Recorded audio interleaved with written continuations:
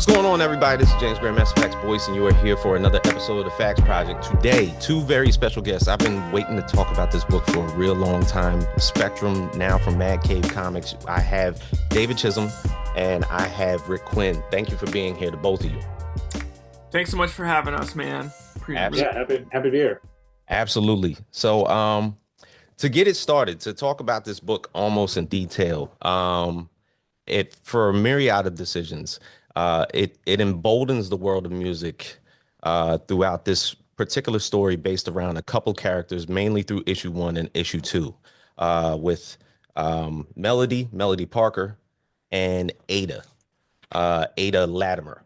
Now, I asked the both of you, when you're doing like a pitch for a book like this, how do you describe how the pitch happened when you try to deliver this to Mad Cave, a story that's basically built upon a world within a world, also based in music? Oh man. Well, I did a short. I drew a short story for the Ukraine fundraising like anthology book that Mad Cave did. Oh, okay. Yeah. Story written by Kevin Cuff, one of the guys who did like Metal Shark Bro. I don't know if you remember that book at all.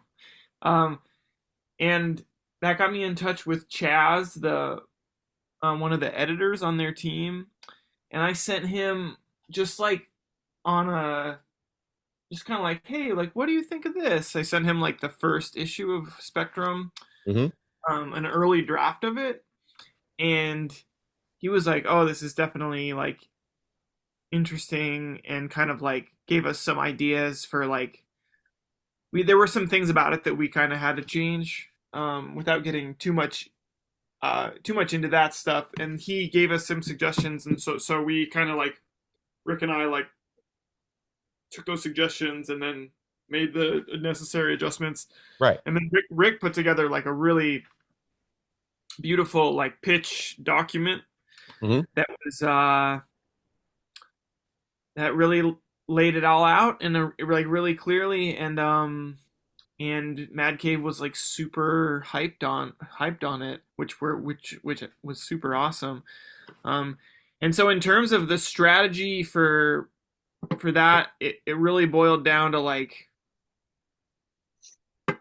building that connection with Chaz before, with the editor first. And I think a lot of the times, fortunately or unfortunately, I don't really know, in the comics world, like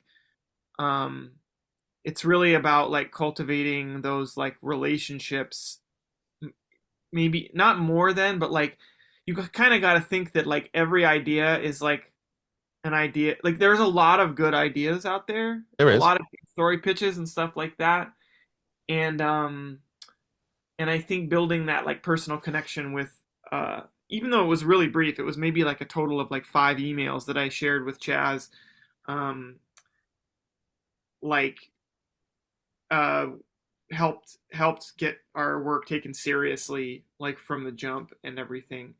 And then obviously like the quality of like Rick's writing, Yeah. totally amazing. And then like the way he wrote it really just motivated me to like just level up with my artwork and everything. And here we are. We're making comics, baby. That's what's happening. So, when we get into this now, Rick, the way that you've had the ability to intertwine like the themes, not only within just like the first 2 issues that I've read, how it's basically constructed that Melody, as I talked about earlier, is within is inside of her reality, but there's a world within a world. And then all of a sudden, like you're starting to learn about Melody a little bit more within issue 1, and it's kind of contrasting the overall theme going into the next book with Ada. So how exactly? Because there's a couple themes that I wanted to talk about, and it's more so about how music is obsessive and how it can pretty much take over your everyday life. Whether it's because you see early on, Melody through song opened up a wave that passed into another time, and she didn't even realize that she was doing it. Also the fact that, you start to bring in other particular fictional characters within this book that almost the same thing has happened to, per se.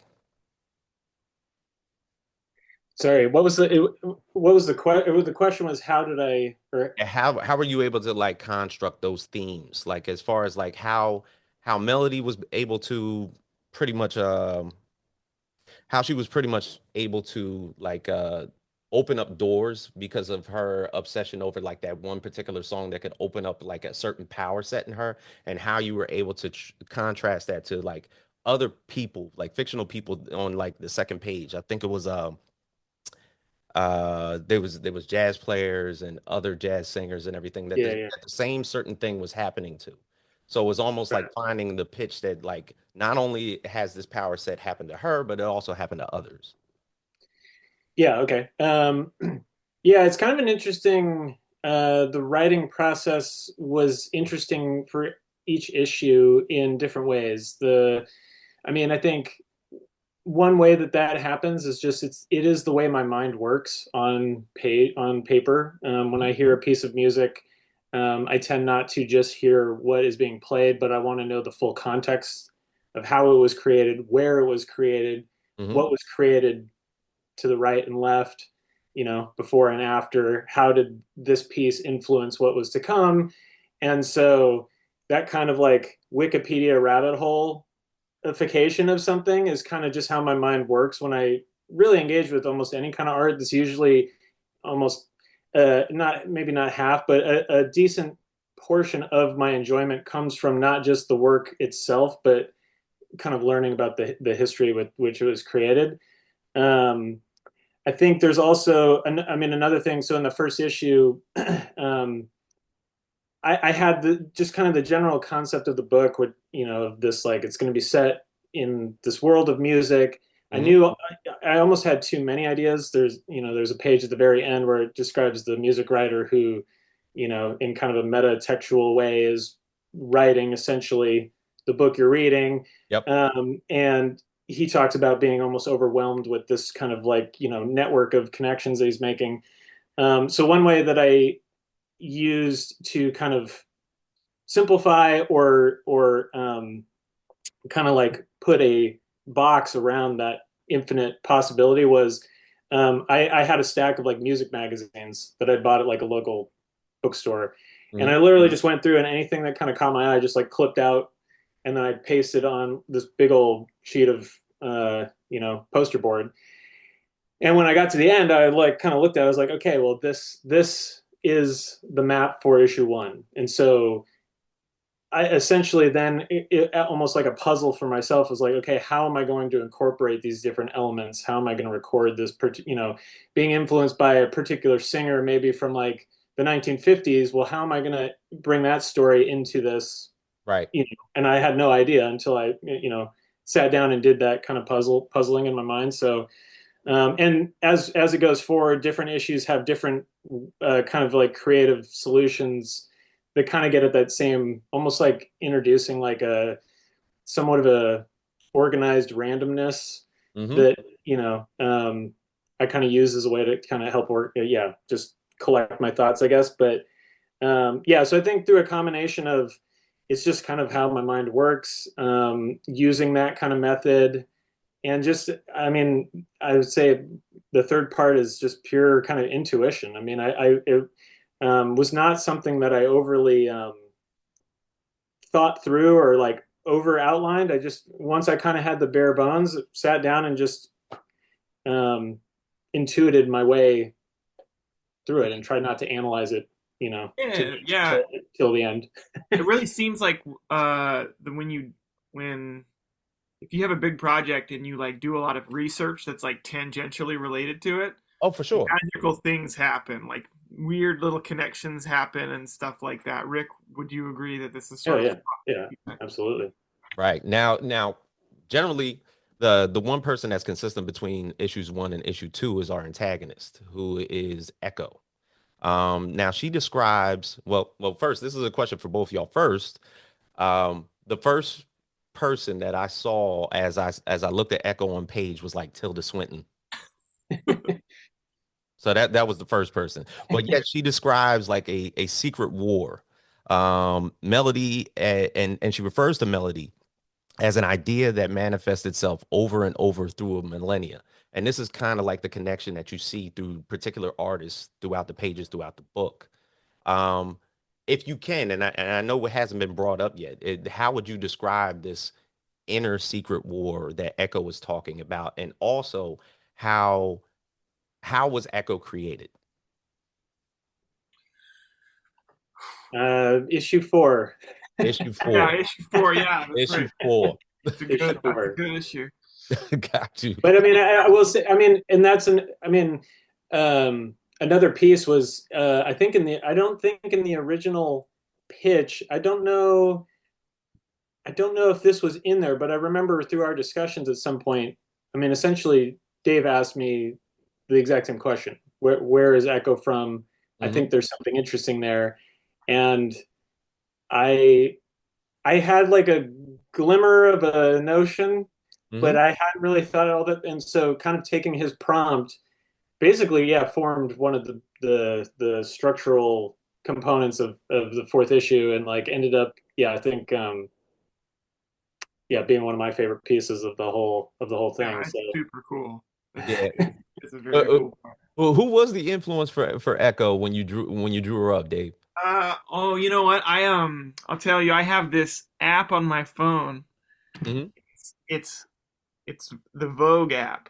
It's like Okay. a fashion app, and I just was like, I was in the middle of watching like, well, I love the show Project Runway, so I was in the Okay. middle of watching like tons of like high fashion runway stuff, and just filling my brain with all of this like these cool silhouettes and weird like combinations of fabrics and unusual cuts of clothing and stuff like that. And yeah, and so I, I I don't remember if Rick put that fashion part in the script or if that was just me saying like, can Echo wear like a different outfit every time Right. in the and have it be like a little more outrageous and stuff like that as it goes along. Uh, and then obviously like this sort of like androgynous Bowie I Tilda. was about to say that the alter ego of Bowie. Yeah, like so I think like that stuff is all like rolled into it. And I do think it sort of matches with the Echo like the issue 4 stuff. I think it all makes sense in a very spectrum way where it's like Hmm. it makes sense without being without like holding the reader's hand too much through it. Um so maybe to some people it won't make sense, and to those people I say, Yeah. it's fine. Also consistent in here, Rick, when you the way that you start writing about like I talked about how melody starts to become enchanted, almost like in a Pied Piper sense with music. And it mhm. also, without even knowing, it happens to Ada in issue 2. Describe how you pretty much put onto page the enchantment, the over obsession of music as it's being played. Like I think I remember in issue 2, when she thought that Theo, her boyfriend, had left her, Ada was left a package of a record. And she was like, oh God, here goes another record. But as soon as she threw it on, she got caught like in a spell. Yeah. Yeah, no. Yeah, and I mean, it wasn't really planned. I mean, the kind of like the shift from issue 1 to issue 2 kind of happened by accident in the sense that, wrote issue 1 essentially in a vacuum, and Okay. wrote it really without any plan of what would come next. I didn't really anticipate anything happening with it. It was written entirely for my own pleasure, essentially. And but I, intentionally knew that this has stories within it, Yes. obviously. But I'm not worried about that right now. So then when, Dave was like, let's do this, and I was like, oh, okay. need to come up with issue two.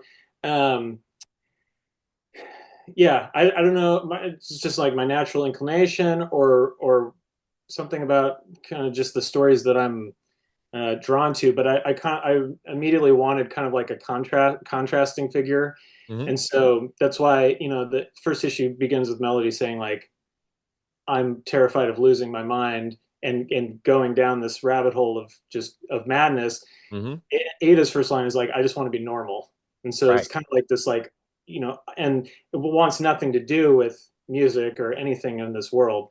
Um, and so that's kind of what drove that. But then I did want, because of the nature of the character and her relationship with music, why music kind of holds this, um, uh, yeah, kind of pain for her.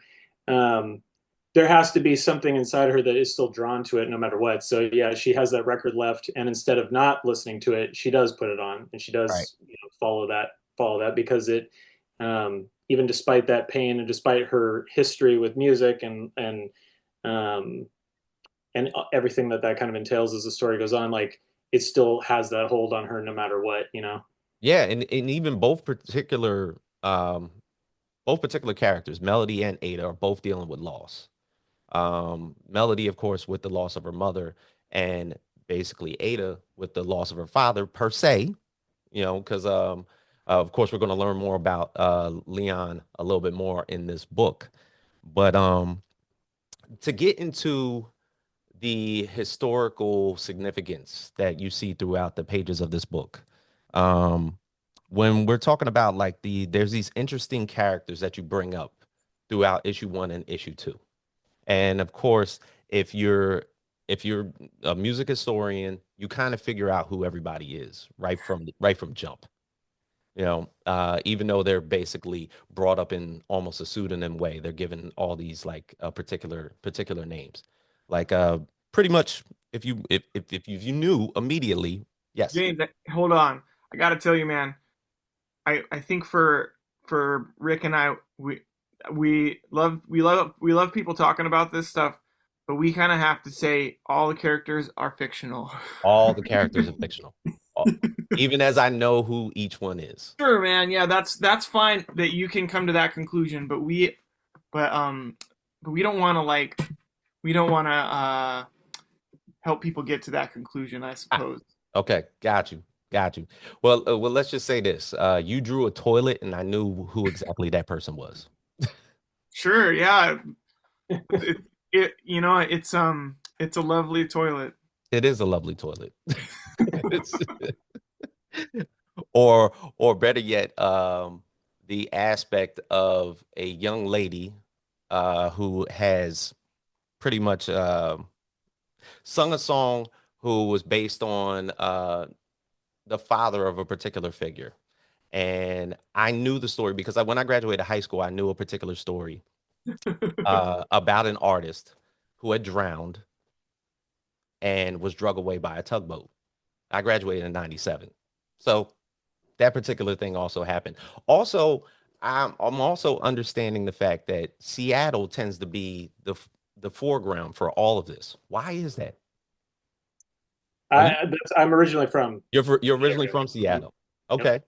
So like when all this is pretty much brought up, whether it's the 1999 WTO protest, the aspect of grunge, the alternative rock 120 minutes, the jazz influences, um, does that all stem from not only your history, but of course, David, of course, you being a musician as well. Does this all kind of sort of just fit? I think Rick just like is a master, like I don't know what the word is, like weaver store, Mhm. like he made like rug, Yeah. like a rug maker. He had all these various threads, including my own like taste and my own like kind of like biographical stuff, you know what I mean? Yep. And he was just like made it all work together, I think, and it was just such a joy to yeah, just such a joy to put together. I give all the credit to Rick. I don't know what that's. in air quotes. Um, well, yeah, and I mean, yeah, I mean, the story is very autobiographical. I mean, even when I would say the parts that seem really autobiographical might actually be less autobiographical than some of the more abstract sequences. Yeah. Um, but yeah, the issue one, it ends the kind of like penultimate moment occurs on this like radio tower.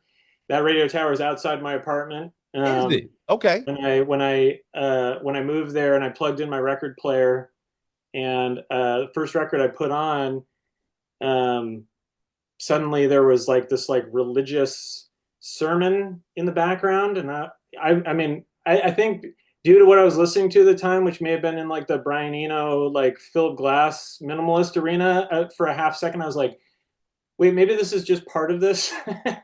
But then I was like, no, I'm pretty sure that this doesn't actually have like this weird radio program playing on the background. And I discovered is the cables I was using um, somehow like picked up those radio signals from outside. Um, so, those radio towers, loomed large in my imagination, Yeah. delivering strange messages that, were unintended.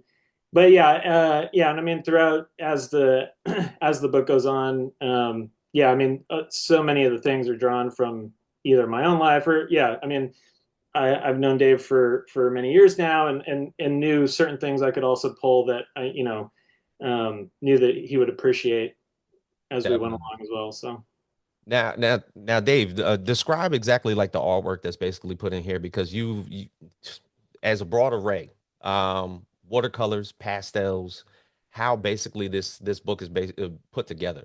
As far as like the artwork that's done throughout every singular page in here, it seems like every single page has a different landscape, has a different color set, has a different portfolio. Why Yeah, so? Why so? Why the kaleidoscope? just like I think I think, well, first I think that the script, I think without an approach that has the form and function like hand in hand, Hmm. if every page like was just approached with the same vocabulary, the same palette, the same this and that, it wouldn't be as easy to follow.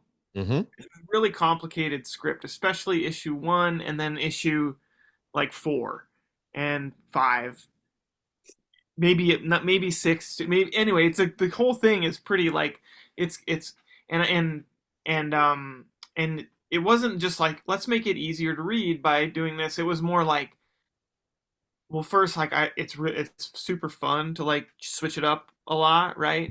And then to keep these kind of organizational threads going in the thing, like, oh, this story doesn't have this section of the story doesn't have any panel borders. This flashback does have panel borders. This section is going to be monochrome this color. This one's going to be monochrome that color with like a black gutter, and this one's going to be have a white gutter, Right. and so all these little formalist touches that aren't just there to like, but it's not, but it's sort of like partially because I love doing that stuff, but also because the story needed it, or it helped the story, Hmm. help carry the story. That's the word I'm looking for. Like that's the thing. That's the cool thing about comics is that it has all of these various aspects, formal aspects, right? And it's not just about drawing something well. It's not just about like telling a story well, but it's the way you tell the story can then be like a carrier of story itself. Hmm. And that's the kind of stuff that like for me makes comics like the most exciting medium to work in, is that like the way you're drawing it can be a communicative of some kind of subtext of the story, some sort of context in the story, instead of just like here's the way I draw this thing. It's like I'm going to draw this thing this specific way because it's like signaling to readers some sort of like meta textual aspect of like what's going on in the script and everything. Um, and I like to bring that kind of touch to all of my work. And sometimes it's a light touch, and sometimes it's a heavier touch. And I think for Spectrum, since the script had so many different, like such a tangled web, such a beautiful like array of threads that are all intertwined. It was like, yeah, this is perfect. I can, for all those little like interstitial like side stories, I can use like a stripped down style that's more like inspired by, Hmm. you know, like Mike Mignola kind of vibes and stuff like that, or like Darwin Cook kind of vibes. And then for the stories that follow Melody, it can follow this like color palette that's more like coated in like a blue green sort of like wash, right? Hmm. For all of the Ada stories, it can be that same thing, but just a little bit warmer, like an orangish, reddish kind of like wash over the top of it. And then that kind of same vibe continues throughout the whole book. And then the cool thing is that, especially in chapter 4, when everything kind of like collides and like crashes together, Mm. all there's pages with like, not to spoil it or anything, but where all of this various vocabulary then just shows up on like organically on like a single like page, and it's really cool. And if, for people who have been really paying attention to that stuff, it's like, I think there's a real collection of really amazing moments in that issue. And so yeah, like it's just kind of the way my brain works at this point. Yeah, that's it. I love that, and I love that stuff. That I get a real kick out of it too. Yeah, it's almost like page 2 of issue 1, where Rick wrote into the sense from the jazz musician's perspective that music is only mathematics in the world where 2 plus 2 equals 5 if you play it right. So I think that's kind of the approach that you took with every page. That's cool. That's a nice that's a nice compliment. Yeah, there's some very good references there, Yeah, Rick. Well, yeah, and like the having the actual like physical copy of issue 2 is, I mean, I had noticed this as we were working on and looking through, but having both issues side by side, if you just kind of open them up and look at them together, like I mean, you immediately will be struck by, yeah, the color, how the colors are different, and you know how they represent each story, everything that Dave just mentioned. Like you really, I mean, yeah, I feel like it's um yeah, I mean, it's super cool. And I mean, like, you know, after Dave, you know, contacted me and was like, let's do this, you know, started writing to Dave, for Dave, and knowing, you know, what he was capable of. hmm um, and basically, you know, pushing myself as well to just be like, okay, I'm going to push this as far as I think I can take it. um, and uh, yeah, watching as, you know, he's able to like take all these cool formal elements and put them together. I mean, yeah, I mean, the you know, uh, the book as I wrote it, like I said, was just for my own enjoyment. But I mean, Dave is the only person that could have drawn it for, you know, multiple reasons. I don't think I would have trusted anyone else with it because it's such a personal story. But also, I don't know of any other artist that would be able to interpret it the way that it needed to be. Nice hairdo, Dave. Love it. Yeah. Now, to get into issue 2, um, there's a couple particular things of course from reading that sequence where Ada, of course, and we talked about the loss of her father Leon, who of course was a guitarist in a band. Was it called the Optics? Am I saying that correctly? Mhm. And for the most part, I like the fact that they had a one and done album, and it was almost like something that could have been turned into like a cult following, and you've had bands over a course of time who have just been like too uh too far in the future for anybody to understand, but then all of a sudden, later on you listen to it and you're like, damn man, I really wish those guys would get back together again, but they only had one particular album. Like, I know a lot of acts like that, and the fact that Leon of course disappeared after this fact almost brings me to like certain artists that like I only heard one time. They only had their one particular album. They were never heard from again, but everybody continues to talk about their music. Is that where we were going for with like a character like Leon? I think, I mean, in terms of what is presented there as far as that record and how it came to be, um, yeah, that the what you just described is essentially what happened. Yeah, this record that kind of gets lost to time that um, probably could be rediscovered by some, hipsters at a record store, Yeah, uh, re-released as a deluxe edition kind of thing. right. Uh, yeah, I mean that was definitely part of the inspiration there of that kind of thing. I think more so just for the story itself, though, it's just more about like kind of underlining for this character, like how important creating something was for this character, being a part of an art form and contributing, and even though it perhaps unheralded, is still it was just important for him to make it. Hmm. Um, is something that I think will potentially come up again, or be referenced as the story goes further along. Yeah, you're also seeing like almost like a genuine push from a mysterious character by his producer George Parker. Mm, So it's almost like he has something to do with this.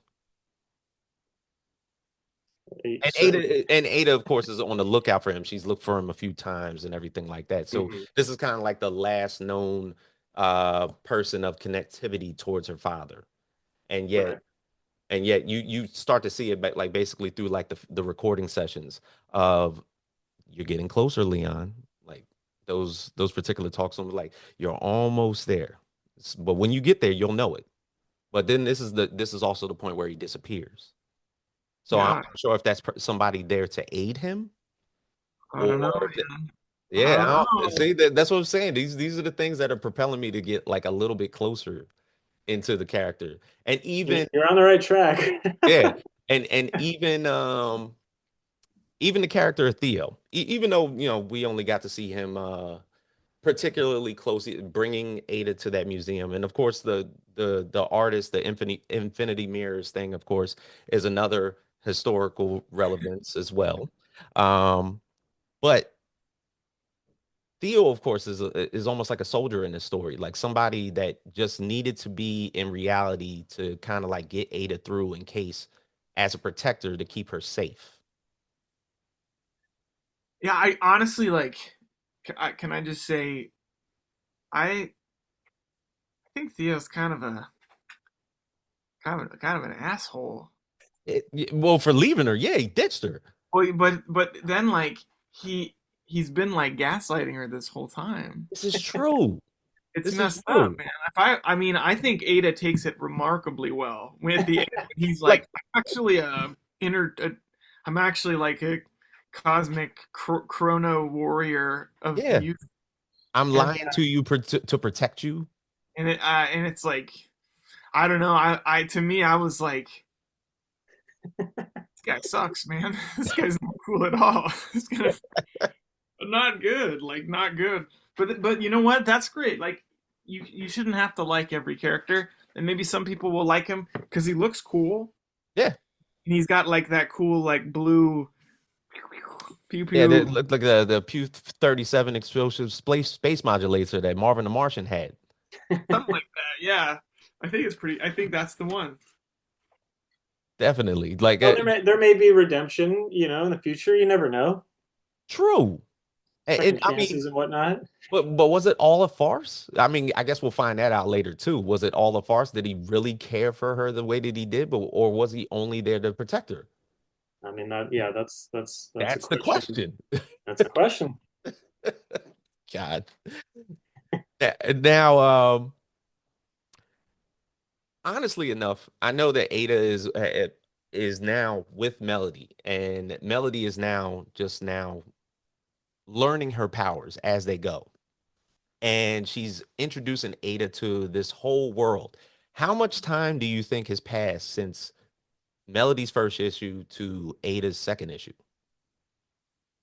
Hmm, Good question. I don't know. No, man. mean, I know what I think, but part of the fun, kind of speaking to the overall world building elements and like trying not to be too vocal about certain influences and whatnot is like, part of the fun, um, for us is like putting the puzzle pieces out there and letting other people put it together and not just kind of confirming or denying every last thing. And I mean, I'll say another piece. I mean, I have a specific answer to this particular question, but one of the fun things, the experience of actually publishing the book and putting it out is that I've gotten a lot of feedback that were things that I completely did not intend or did not think about or would have never thought, what certain things would have been interpreted certain ways that I like. To me, it's like super interesting and super fun. So like, um, you know, maybe that's not as a satisfying answer to you, but like for me, I would get much more enjoyment. Like, I mean, listening to your theories or any readers like theories on, the how and why behind some of these things. Right. Because yeah, and I mean, like, I think part of that too, is just like, and like I get it from both sides, but like I always kind of if somebody creates something with a certain amount of mystery and then the creator is just like definitively this happened, to Right. me it kind of like closes the possibility and just, oh, okay, well that's what happened. Whereas if they leave it open, it's like, oh well, I can take it in the direction I want, and you can take it another direction, Dave can take it somewhere else. So like True. I don't want to like I don't know, uh get Yeah, too definitive with certain elements. it's like Pearl Jam lyrics. You can't tell what he's saying, and so he can be saying anything, and then Eddie people Vedder find does have their a own, yeah, Eddie Vedder does have a or way. like Sigur Rós, right? I don't know what language they're singing in. It could just be songs about not like nachos and their profound love of nachos. Mm, That's fine, but I don't. For me, it can just be this beautiful, whatever. So we're just yeah, as tempting as it is to just be like, well, let's get out the old book and like talk right. through it. Um, it I agree with Rick. It's been fun to see people's or hear people's takes on it and stuff like that. Yeah, because it's almost like you crafted a story that has a million puzzle pieces, and every reader just sort of finds a portion of it to put together. Like you talked about Leon's first album was called Parallel Mirrors, and then necessarily Ada doesn't come to the conclusion that anything's happening like in real time outside of the record store until she goes to the almost like the Infinity Mirrors exhibit, and then Theo disappears. So like those two things also fit into like they're transformative. And then it allows you, of course, these are the things that make readers, of course, want to get to that next issue where you're looking at it like, oh my God, there's certain things in here that I do not have answers to. I'm not gonna have answers to. And yet, you got to keep reading. That's it. And the fact that you keep introducing characters, because I'm pretty sure probably issue 3 we're going to get introduced more than likely to somebody else until we start to hit the clash in issue 4. I understand now that there is a bit of interdimensional time travel involved that Melody has emboldened herself with her power scale. So where in the time frame, like where are we now, like when we're going into issue 3 when it comes out next month, Melody now has a little bit more time to increase her power set, and for the most part Ada is just along for the journey, but we're not too sure if what Ada has to do. All we know is that her father's missing. We Right. know that Melody has a power set, we know that Ada's father's missing, and then Melody for the most part has stumbled upon her and needs to help her because in order to, I guess, uh, provide some type of reinforcement in this secret war and against Echo, I need Ada because we have to find her father. Yeah, you're putting it together. But I would say that like it's that I think the Ada character is a fun um I think that a fun and like almost necessary character where like she's she's like the audience. Okay. She's like the normie who's like thrust into this crazy situation and is like, I gotta figure this stuff out. Um, you know, and I think that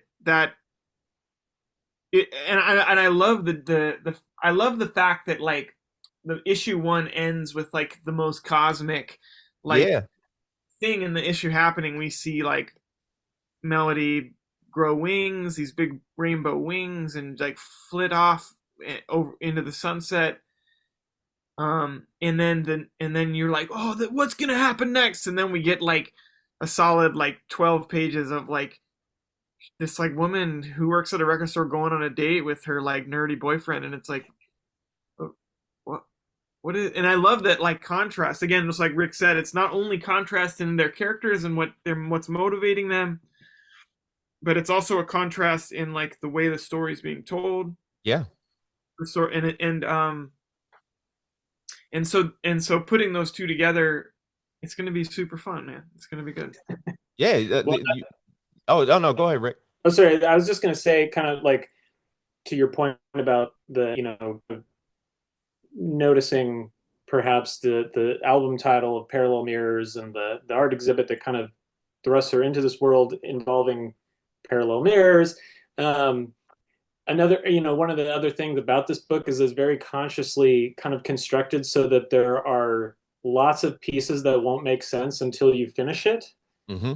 And then when you go back and you reread it, this is very optimistic that, someone will take the time to do this. But, it's kind of like the kind of books that we love are the ones that, would inspire you to go back. And so, but even in this, even that album, and like you see the insert of it, and there's a bunch of a track listing, song titles. Yes. Like perhaps those will fork away back, potentially to back to the first issue, potentially to future issues. There, even in the very opening scene, there's a few nods to where things that will occur later. So um, again, those are just more kind of like pieces of that overall puzzle that are there that aren't it's not going to change your perception of the entire thing. They're more there just almost to me it was a lot of fun to be able to like kind of thread those needles to make it so that reading it again would be an interesting experience Yeah.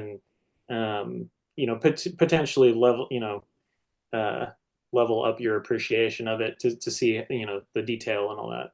Yeah, I like the fact that Melody and Ada are particularly different. The fact that Melody, of course, is she's been involved in music her entire life from the stages that you see her go through in issue one, her being uh more so like a prodigy almost in a sense, and how music kind of like overtook her in a way. And then you come to see Ada, who of course, yeah, a normie, a casual, as you all described. you know she inherited a record collection, so she's somebody who of course probably wouldn't have listened to music if not for her father, and now just goes through a plethora of records because she inherited this large collection throughout the record store. But of course, also goes through like the same enchantments as we talked about earlier when she does listen to music. So I just think those are just fabulous intertwined moments between issue one and issue two. Thanks, man. Yeah, thanks. Absolutely. I look for one. I thank you both for allowing me to talk about this book. I can't wait for issue three. It's been an absolute pleasure reading the book. So thank you both. Thanks so much for having us, man. We Yeah, really thanks. Absolutely. So issue three drops when? February 15th, if I'm saying that correctly. I think it's listed as February 19th, but I would February say 19th. since issue 2 was kind of late. I would probably, if I was betting, I think it's probably going to drop a week late. So Okay. it might be like towards the end of, excuse me, towards the end of February. That's my guess. Or it could be on time. That would be kind of cool. But Excellent. Excellent. So, of course, Rick Quinn, David Chisholm, Mad Cave Comics, Spectrum issues 1, 2, 3. I think we're going, what, 6 issues? Am I correct? 6 issues. 6 issues. So Oh please, yeah. please, please be on the lookout for that. It is an excellent, excellent book. Thank you both for being here. I really appreciate it. I look forward to getting into the next few issues. This has been a fabulous talk. Thanks so much, man. We'll be in touch. I know we hope you dig the rest of it too. Absolutely. So for Yeah, myself, thank you. yeah, absolutely. So for myself, James Grandmaster Facts Boys here at the Facts Project, we are out.